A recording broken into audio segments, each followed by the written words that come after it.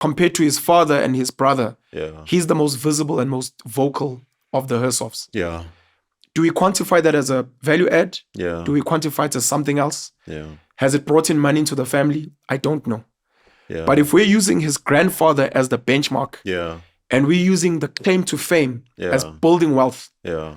he has not proven that is close to his grandfather Yeah. and has exceeded or has added immense financial value Yeah. in that perspective. And again, you use him as an example, Yeah. but this could apply to many of us. Absolutely. Yeah. And I like the answer, right? And I'm on the same page, right? This is part of the frustration, one of the reasons I wanted to have these conversations. And he triggered me clearly when he said they cannot be as competent as us, right? And sorry, for context, that was when I was sitting with DJ Sbu. no, he said that at the Biz News thing. Yeah, he repeated and then it. you guys also then asked him, right? And he was speaking about black people. But that black people can't be as competent as white people. As us, right? Who's our He rich said white us. people? No, he included, he meant white people, but he included himself in there. Okay. Like they can't be as competent as us. Okay. But for me, then the most obvious follow-up question is, who declared you competent, right? And to your point, there's something called a halo effect. A person comes on a platform, sounds confident about what they're saying.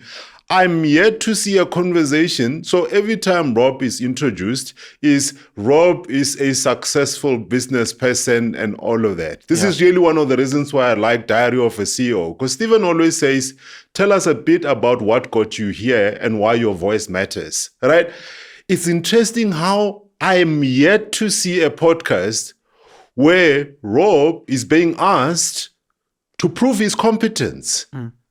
Right? To say, okay, tell us why your voice matters and how you get here. Yeah. He is competent because he has declared himself competent, but then people will start to talk about him as if he is competent. You know, so to your point, if someone said, let's talk about, is Johan Rupert competent? I can make a case that says, here's a guy who took this business from his father and he created, to your point, Remgro, early investors in RMB, built out Richmond. He seems like a competent guy on the basis of that. Yeah. Rob is taken at his voice. He declares himself competent. Then he must be treated as competent. But after that, he goes on to insult other people as if they are incompetent. And then we repeat this thing. Oh, here's a guy. I mean, it's interesting how they always say, Rob can go live anywhere else. Like I can tell you, if anyone could go live anywhere else, they'll go live there. Anyone who's here, they are not doing South Africans a favor. I hate this narrative that there are people who could go live anywhere in the else, but they are here. Yeah. The corporates in South Africa that try to go build elsewhere, they actually realize the world out there is a very hostile place. They struggle. You can name them. They will struggle. Pretty much all of them. Yeah. Because here, you are a big fish in a small pond. When you get to US, my brother, you are tiny. Yes. Here you can insult a president, ask for an interview with the or meeting with the president, and you get it. Yeah.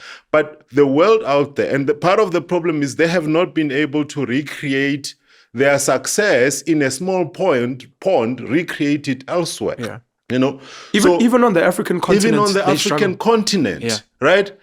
But they are assumed competent because they said they are competent, and now you feel like you've got the right to insult other people. You know, so really one of the reasons I wanted to come and have this chat is I am worried about the amount of, I call it attention war, not even propaganda war, right? Attention war. So, and much of it now is also being perpetuated. I call it rented blacks, right? So it's not only that there is a big propaganda machine that almost seeks to, reposition history and all of that. That's being done by a particular group, including Aaron's Roots with the Pioneer and all of that.